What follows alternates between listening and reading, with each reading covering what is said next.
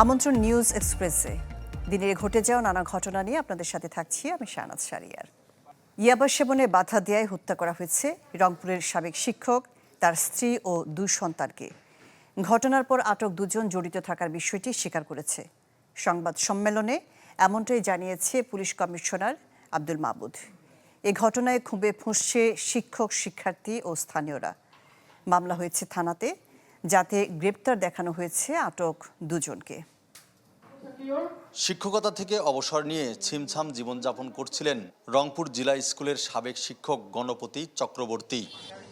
জমানো টাকায় গড়া ছোট্ট বাড়িতে ভালোই চলছিল 4 সদস্যের পরিবারের, কিন্তু সেখানে ভর করে অশুভ কালো ছায়া। জানা যায় গত বুধবার থেকে আত্মীয়স্বজনরা গণপতি চক্রবর্তীর পরিবারের সাথে যোগাযোগ করতে পারছিল না। সন্দেহ হলে শনিবার রাতে তার সেলিকা এসে দেখেন বাড়ি তালাবদ্ধ, এলোমেলো ঘর।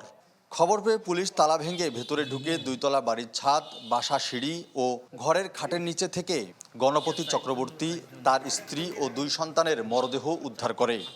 ডাকাটাকি করে কারো কোনো রেসপন্স পাই না। পাশের যে সিঁড়ি আছে, যে খোলা, এগুলো সিঁড়ি আছে, যে জানালার কাছে উঠি। স্থানীয়রা জানান, নিহত সাবেক শিক্ষক অবসর নেয়ার পর নিজ বাসায় ও রংপুর সমবায় মার্কেটে হোমিওপ্যাথিক চিকিৎসার চেম্বার চালাতেন। খুব ভালো, খুব একনিষ্ঠতার সাথে উনি কাজ করছিল, খুব কষ্ট করে এই বাড়িটা করছে, কোনো ঘুষ কিচ্ছু খায় না। বাড়িটা করার সময় প্রবলেমে পড়ছিল বিভিন্নভাবে, চাঁদার দাবি, অমুক তমুক, এটা সেটা বিভিন্নভাবে প্রবলেমে পড়ছিল। হত্যায় জড়িতদের বিচার দাবি করে বিক্ষোভ ও মানববন্ধন করেছে রংপুর জেলা স্কুলের শিক্ষক, শিক্ষার্থীরা। শুরুতে পুলিশ ডাকাতির ঘটনা বললেও পরের সংবাদ সম্মেলনে জানানো হয় হত্যায় মাদকসেবীরা জড়িত। মুগ্ধ দাস এবং সিদ্ধার্থ দাস পরস্পর কাজিন ভাই, 2 জনে স্যারের বাসায় ইয়াবা সেবন করছে। ভোর হয়ে গেছে, ইয়াবা সেবন করতে গিয়ে গণপতি স্যার ছাদে উঠে তাদেরকে চ্যালেঞ্জ করছে বা বকাবকি করছে। স্যার খালি গায়ে ছিল, ওনার কাঁধে একটা গামছা ছিল, স্যারের কাঁধে থাকা গামছা দিয়ে গলা পেঁচিয়ে 2 জনে স্যারকে খুন করে। খুনিদের বক্তব্য অনুযায়ী প্রার্থী চক্রবর্তী মারা যাচ্ছিল না 3-4 মিনিট, তখন তাকে আবার একটা রশি এনে গলায় প্যাঁচ দিছে, 2টা প্যাঁচ দিছে, একটা গলায় পড়ছে, তাড়াহুড়ো করতে যে একটা মুখে পড়ছে, ওই জোরে টানের সাথে মুখ টুকের এটা বিকৃত হয়ে গেছে। ঘটনাস্থল থেকে বেশ কিছু আলামত সংগ্রহ করেছে আইনশৃঙ্খলা রক্ষা বাহিনী। ফখরুল শাহিন, চ্যানেল 24, রংপুর। ঢাকা একাধিক দূতাবাসে হামলার হুমকির ঘটনাকে গুরুত্ব দিয়ে দেখছে আইনশৃঙ্খলা বাহিনী। এর মধ্যে দূতাবাস কর্মকর্তাদের সঙ্গে বৈঠক করেছে সিটিটিসি ও ডিবি। সংবাদ সম্মেলনে গোয়েন্দা পুলিশ প্রধান জানিয়েছেন, আতঙ্কিত হওয়ার মতো তথ্য এখনো পাওয়া যায়নি। দাবি করেন দেশের ভাবমূর্তি নষ্টের চেষ্টা করছে একটি পক্ষ। ঢাকা মেডিকেলের চিকিৎসকের উপর হামলায় 4 জনকে গ্রেপ্তারের কথাও জানিয়েছেন তিনি। দাবি করেন বিত্তশালী ও প্রভাবশালীদের টার্গেট করে চাঁদাবাজি করছে সংঘবদ্ধ চক্র। বঙ্গভবনে উঠেছেন রাষ্ট্রপতি মির্জা ফখরুল ইসলাম আলমগীর। বেলা 11টায় রাজধানীর মিন্টু রোডের বাসভবন থেকে বঙ্গভবন পৌঁছালে অশ্বারোহী দল তাকে অভ্যর্থনা জানায়। পরে গার্ড অফ অনার দেয় প্রেসিডেন্ট গার্ড রেজিমেন্টের চৌকস দল। এরপর মির্জা ফখরুল ইসলাম আলমগীর তার কার্যালয়ে যান। আনুষ্ঠানিকতা শেষে বুঝে নেন দাপ্তরিক কার্যক্রম, বৈঠক করেন কর্মকর্তাদের সঙ্গে, স্বাক্ষর করেন নথিপত্রে। গত 21 আগস্ট রাষ্ট্রপতির শপথ নেন সাবেক বিএনপি মহাসচিব ও স্থানীয় সরকার মন্ত্রী মির্জা ফখরুল ইসলাম আলমগীর।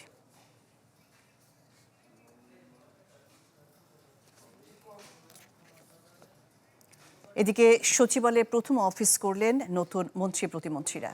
স্থানীয় সরকার মন্ত্রী জানিয়েছেন, যথাসময়ে স্থানীয় সরকার নির্বাচন হবে। বিমানমন্ত্রীর হুঁশিয়ারি, কাজ না করলে বিদায় নিতে হবে। আর তথ্যমন্ত্রী অভিযোগ করেন, 17 বছর গণমাধ্যমের হাত বেঁধে রাখা হয়েছিল। বিএনপি সরকার দায়িত্ব নেয়ার 6 মাস পর বড় রদবদল এসেছে মন্ত্রিসভায়। রোববার সচিবালয়ে নিজ নিজ দপ্তরে যান নবনিযুক্ত মন্ত্রী প্রতিমন্ত্রীরা। তাদের স্বাগত জানান কর্মকর্তা কর্মচারীরা। নতুন স্থানীয় সরকার, পল্লী উন্নয়ন ও সমবায় মন্ত্রী জানান, সাংবিধানিক প্রক্রিয়ায় নিয়মকানুন অক্ষরে অক্ষরে পালন করে যথাসময়ে হবে সব স্তরের স্থানীয় সরকার নির্বাচন। দরিদ্র মানুষকে অগ্রাধিকার দিয়ে কাজ করবেন বলেও জানান তিনি। সাংবিধানিক প্রক্রিয়ায় সেই নিয়ম কানুন অক্ষরে অক্ষরে পালন করে ইনশাআল্লাহ বিএনপি সরকার যথাসময়ে স্থানীয় সরকার নির্বাচন ঘোষণা। আমাদের মূল লক্ষ্য থাকবে কিন্তু সমাজের ভাগ্যাহত দরিদ্র যারা আন্ডার প্রিভিলেজ তারা হবে প্রায়োরিটি। সংবাদ মাধ্যমকে গণতন্ত্রের স্তম্ভ উল্লেখ করে সবাইকে নিয়ে কাজ করার কথা জানান তথ্যমন্ত্রী আন্দালিব রহমান পার্থ। বলেন, গত 17 বছর গণমাধ্যমের হাত বেঁধে দেওয়া হয়েছিল। আমরা দেখেছি যে সংবাদ মাধ্যম বা অন্যান্য মিডিয়া, এটাও মানতে হবে যে ওনারাও গণতন্ত্রের একটা অনেক বড় স্তম্ভ। এই 17 বছরে আমাদের লড়াইটা ছিল গণতন্ত্রকে পুনঃপ্রতিষ্ঠা করা, গণতন্ত্রের মুখ বন্ধ করা হয়েছিল। অন্যান্য যা যাই আছেন সংবাদ মাধ্যমের মাধ্যমেই কিন্তু আমরা জানতে পেরেছি। তো সুতরাং আমাদের এই জুলাই আন্দোলনে কোনোভাবেও সংবাদ মাধ্যম বা যারা আছেন তাদের ভূমিকাকে খাটো করে দেখার কোনো সুযোগই নেই। আমরা বলবো সব মিলিয়ে প্রতিমন্ত্রী থেকে পূর্ণমন্ত্রীর দায়িত্ব পাওয়া এম রশিদুজ্জামান মিল্লাত কক্সবাজার ও হযরত শাহজালাল আন্তর্জাতিক বিমানবন্দর নিয়ে সুখবর দেন। জানান, আগামী বছর থেকেই লিজের মাধ্যমে বহরে যুক্ত হচ্ছে নতুন বিমান। অ্যাটলিস্ট পর্যায়ক্রমে 10টি বিমান আমরা লিজ করব। এই লিজের জন্য ইতিমধ্যেই বিমান এমডি এবং ডিএমডি তারা আপনারা আরএফপি দিয়েছেন, টেন্ডার করেছেন। ডিসেম্বরের মধ্যে আমরা কন্ট্রাক্ট সাইন করতে চাই, সো দ্যাট আগামী বছর থেকে যাতে আমার বিমান বহরে নতুন বিমান যুক্ত হয়। কর্মকর্তা কর্মচারীদের সাথে শুভেচ্ছা বিনিময় করেন পার্বত্য চট্টগ্রাম বিষয়ক মন্ত্রী সাচিং প্রু জেরি। আর সততা ও নিষ্ঠা নিয়ে কাজ করার কথা জানিয়েছেন নবনিযুক্ত খাদ্যমন্ত্রী আফরোজা খানম। সুখী সমৃদ্ধ ও সাম্প্রদায়িক সম্প্রীতির দেশ গড়তে প্রথম কর্মদিবসে সবার সহযোগিতা কামনা করেন ধর্ম প্রতিমন্ত্রী। স্বপ্নিল শাহরিয়ার শিশির, চ্যানেল 24, ঢাকা।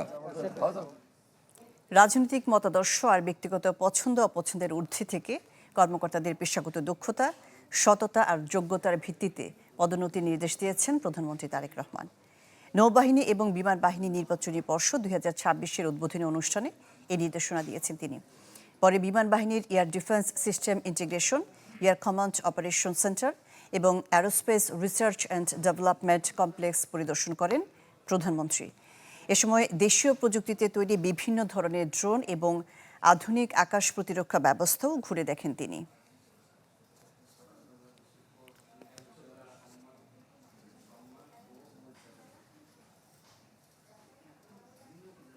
ফ্যাসিবাদের পথে হাঁটছে বিএনপি, এমন অভিযোগ করেছেন বিরোধী দলীয় নেতা এবং জামায়াত আমির ডাক্তার শফিকুর রহমান। রাজধানীতে এক অনুষ্ঠানে তিনি বলেন, 24-এর গণ অভ্যুত্থান ফাইনাল নয়, সামনে আরও বড় যুদ্ধ আছে। তার দাবি, জুলাই জাদুঘরে বিএনপি ছাড়া কারো অবদানের স্মারক রাখা হয়নি। রাজধানীর ডিপ্লোমা ইঞ্জিনিয়ার্স ইনস্টিটিউশনে রাষ্ট্র সংস্কারে হযরত মুহাম্মদ সাল্লাল্লাহু আলাইহি সাল্লামের নীতি ও আদর্শ শীর্ষক সেমিনার। জাতীয় সিরাত উদযাপন কমিটির আয়োজনে এই সেমিনারে অংশ নেন জামাতের নেতাকর্মীরা। বক্তারা বলেন, ইসলামী অনুশাসন বাস্তবায়ন ছাড়া কাঙ্ক্ষিত রাষ্ট্রীয় পরিবর্তন সম্ভব নয়। অভিযোগ করেন, আগের সরকারের মতো ক্ষমতা দীর্ঘায়িত করার পরিকল্পনা করছে বিএনপি। মূল যুদ্ধের আগে বাহিনী তৈরি হয়, তাদের কসরত করতে হয়, রিহার্সেল দিতে হয়। এরা যেন 24-কে ফাইনাল যুদ্ধ মনে না করে, এটা ছিল ফাইনাল যুদ্ধের রিহার্সেল। বিরোধী দলীয় নেতা ও জামাত আমির বলেন, ফ্যাসিবাদের পথে হাঁটা শুরু করেছে বিএনপি সরকার। হুঁশিয়ারি দেন, 24-এর গণ অভ্যুত্থান ফাইনাল নয়, সামনে আরও বড় যুদ্ধ। 15 বছরের ফ্যাসিবাদী সরকার যে রাস্তায় হেঁটেছে, বর্তমান সরকার সেই রাস্তা ধরেই হাঁটছে। এই রাস্তা পরিবর্তন করতে হবে। এই রাস্তা ফ্যাসিবাদের রাস্তা, এই রাস্তা আয়নাগরের রাস্তা, এই রাস্তা অসংখ্য মানুষকে বিনা বিচারে খুন করার রাস্তা। দাবি করেন, বিশেষ একটি দেশকে খুশি করতে জুলাই জাদুঘর থেকে গুরুত্বপূর্ণ অনেক উপাদান সরিয়ে ফেলা হয়েছে। একটি নির্দিষ্ট দলের লোকদের স্মৃতি রেখে বাকিগুলা গায়েব করে ফেলা হয়েছে। এখানে 47 সাল বা 46 সাল থেকে শুরু করে অনেকগুলা রাজনৈতিক সাংস্কৃতিক পরিবর্তনের যারা পুরোদা ব্যক্তিত্ব ছিলেন তাদেরকে তুলে আনা হয়েছিল। জামাত আমির বলেন, অপকর্মের দায় মাথায় নিয়ে পালিয়ে যাওয়া ব্যক্তিদের ফিরে আসার নজির নেই ইতিহাসে। অপকর্মের দায় নিয়ে পালিয়ে যায়, তারা আর ফিরে আসতে পারে না। রমিজ হুসাইন, চ্যানেল 24, ঢাকা। গণভোটের রায় বাস্তবায়ন, গণহত্যার বিচার সহ বেশ কিছু দাবিতে 4 বিভাগীয় শহরে লং মার্চ করার ঘোষণা দিয়েছে 11 দলীয় ঐক্য। চলমান পরিস্থিতিতে 11 দলীয় ঐক্যের কর্মসূচি নিয়ে বিকেলে জোটের শীর্ষ নেতাদের বৈঠক হয়। পরে ব্রিফিংয়ে বিরোধী দলীয় চিফ হুইপ জানিয়েছেন, চট্টগ্রামে প্রথম লং মার্চ হবে 5 সেপ্টেম্বর, এরপর 19 সেপ্টেম্বর রংপুর এবং 1 অক্টোবর লং মার্চ হবে খুলনাতে। আর সিলেটে লং মার্চ শেষে হবে ঢাকায় 11 দলের মহাসমাবেশ। এ সময় এনসিপি আহ্বায়ক বলেন, ভারত বাংলাদেশের পররাষ্ট্র নীতি হতে হবে সম্মান ও মর্যাদার ভিত্তিতে। হাদির খুনিদের ফেরানো সহ সব বিষয়ে নিশ্চিত না হয়ে প্রধানমন্ত্রীর ভারত সফর কল্যাণকর হবে না বলেও মন্তব্য করেছেন নাহিদ ইসলাম। শেখ হাসিনার বিচার, ওসমান হাদির যে খুনিদের বিচার, সেটা নিশ্চিত না হওয়া পর্যন্ত জনাব তারেক রহমান, প্রধানমন্ত্রী তারেক রহমানের ভারত সফর জাতির জন্য কল্যাণকর হবে বলে 11 দল মনে করছে না। 5ই সেপ্টেম্বর আমাদের প্রথম লং মার্চ, চট্টগ্রামের অভিমুখে আমাদের লং মার্চ শুরু হতে যাচ্ছে। আমাদের লং মার্চে কয়েকটি পথসভা হবে।